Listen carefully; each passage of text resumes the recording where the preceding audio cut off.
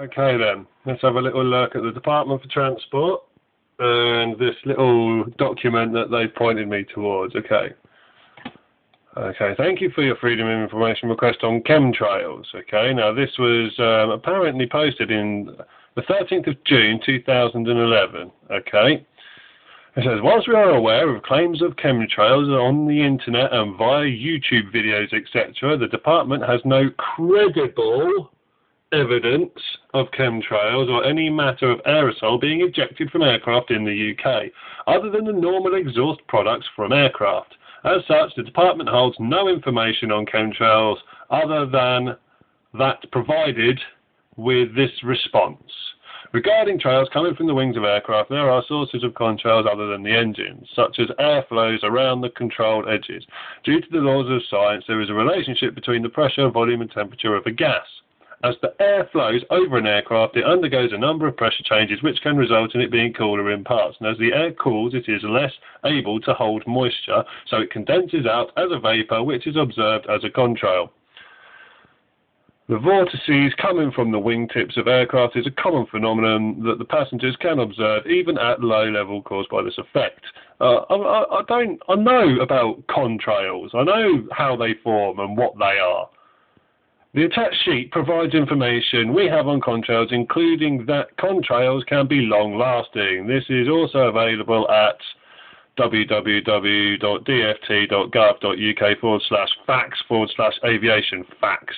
It looks more like fags to me. If you're unhappy with the way the department has handled your request, which I am, or with the decision made in relation to your request, you may complain within 2 calendar months of the date of this letter by writing to me at the above address. Blah, blah, blah. Please see attached details, Department of Transport. Yours sincerely, a couple of kisses. Right. Your right to complain. Yeah, screw you. I know I've got a right to complain. It's basically just a load of bump. So let's check out this link here, yeah? This little link. Let's see what happens when you click on it. Okay, this content has been archived. Well, that's funny. It's only not even a year old yet. Okay, let's click on it and it comes up with this. Search results, blah, blah, blah. I want to have a look at your facts, your frequently asked questions. Come on. It brings me back to this. Okay, well, let's go back to that. 2011.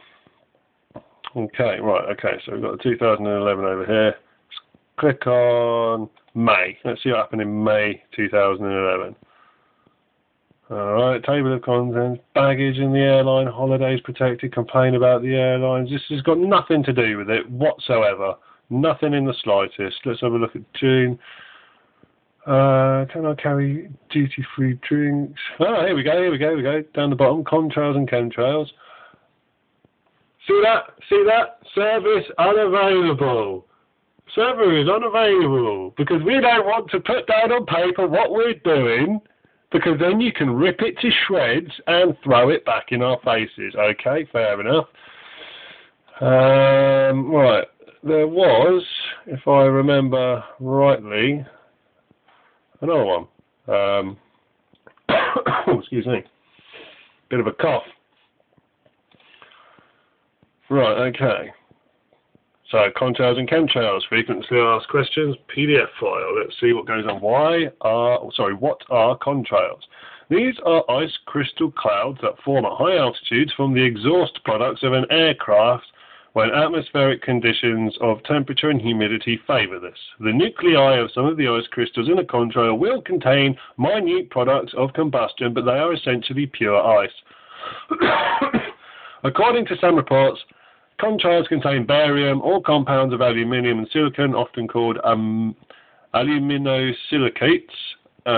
Is this correct? We understand from the Department of Environment, Food and Rural Affairs, or DEFRA, which is the people that I've called before that didn't have a clue what they were talking about apparently, that measurements undertaken in the UK since 2004 have shown no significant increase in the concentrations of barium in rainwater measured at rural sites across the UK. Well, I'm pretty sure that it only started in earnest in this country in 2009, so they need to redo that. Moreover, aluminosilicates are common in clay soils and a wide range of other minerals. Therefore, measurements in air and soils are dominated by the ground level sources of aluminosilicates rather than any that might come from contrails. Are DFT aware of chemtrails? In the UK, the department is not aware of any other matter or aerosol being ejected from aircraft known as chemtrails, other than the normal exhaust products from the aircraft. We are aware that other countries have on occasion used weather modification techniques such as hurricane suppression cloud seeding, which causes precipitation by introducing substances into cumulus clouds that cause condensation. More information on this can be found in a House of Commons Select Committee on Science and Technology report issued in 2010.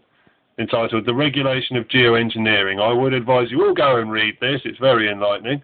This is available at www.publications.parliament.uk/PA/CM 2009 with a 10 at the end /CMSELECT /CM blah blah blah. You can see it on there, can't you?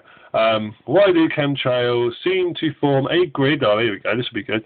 A grid-like pattern in the sky, and why are they long-lasting? Should they not disappear within a few minutes? Well, yeah, they should.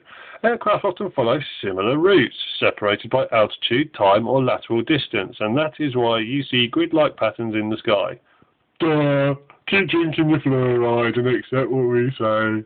I mean, I understand that's right, but when the planes are going back on themselves afterwards and forming more grid patterns to the side, that completely screws that little sentence out of the sky, if you know what I mean.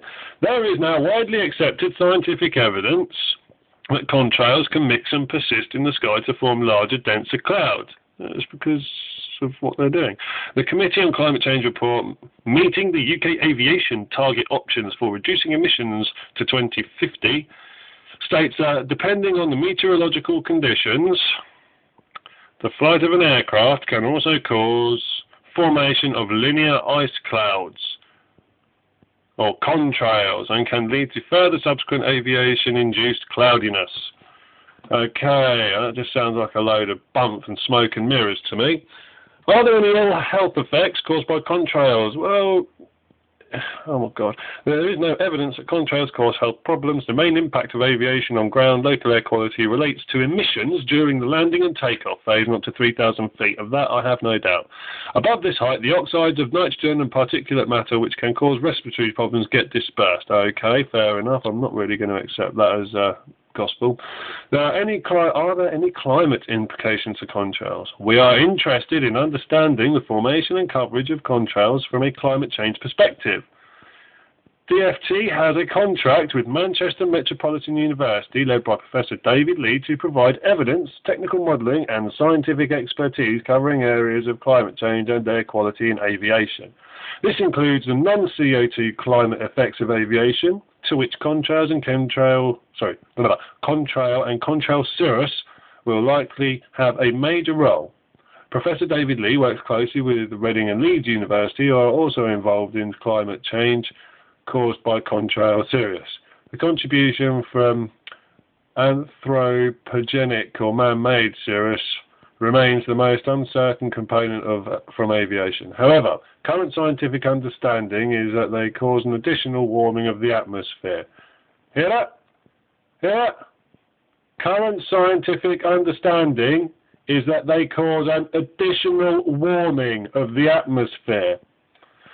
Further information can be found at the government-sponsored LMU report, DFT Aviation Environment and Atmospheric Expert Technical Support Corps. It all sounds very, very good, doesn't it? But when they, commission their own research, it kind of makes me wonder. This needs to be independently tested. Oh, hang on a minute, it has. And they find that it's completely different to what the government are saying. Well, isn't that strange? I'll leave you guys to ponder that. Couple of pages of bullshit. Excuse my French. I mean, some of it's right, some of it's wrong. And the fact that they've only done these, the DEFRA measurements are only undertaken since 2004, why does it not say what more modern things have done? Is it because 2004 was the last time you could take a decent, low-level reading? Maybe. Come on, tell me, you bastards. You're fucking poisoning us, you bastards.